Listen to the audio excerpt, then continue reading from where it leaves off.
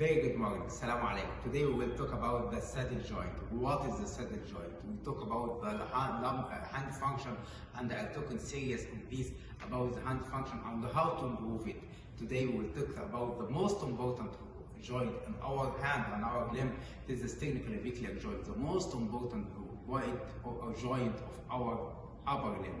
All of the upper limb work in that joint. This is the sternoclavicular joint. This is a saddle joint. What we mean by the saddle joint, and this is the point of talking today. Saddle joint, we have like saddle, this is the saddle of the horse.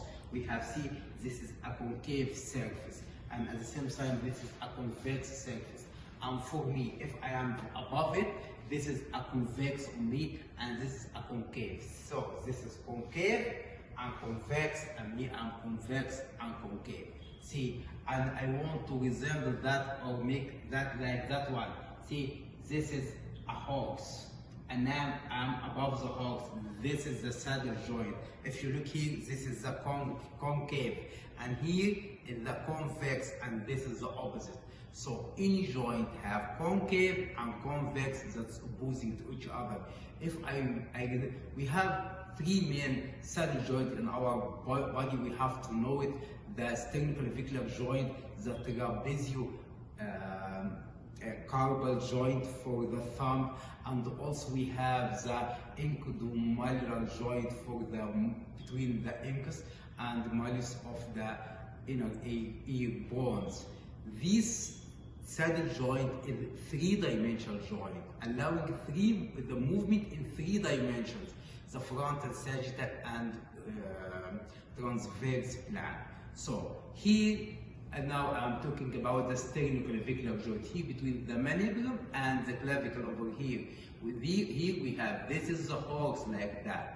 This is the horse, and I'm above the horse. So when I move the clavicle up and down, this is the concave here in the sternum, and he convex here because this is a convex of clavicle. And when I am moving in that way, when I'm moving, because the clavicle going up and down, front and back, okay? And then it rotate forward and backward. This is the third dimension. So we have elevation here. This is a convex and a concave. When I make forward and backward, or medial rotation and lateral rotation, that means it is a concave and a convex.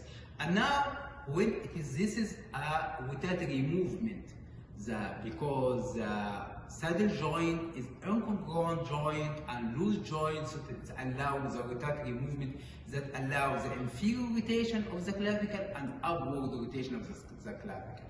So this is the saddle joint, and we must know what is the saddle joint, because here this is a joint we have to measure and treat the mobilization of, or the mobility of the joint. And the mobility, two kinds of mobility: orthokinematics and movement between the surface, and osteokinematics, movement between the clavicle and mandible. So we have to know what is concave and what is convex when we talk about the deformity correction planning. One of these deformity we have to correct the joint orientation surface. Thank you.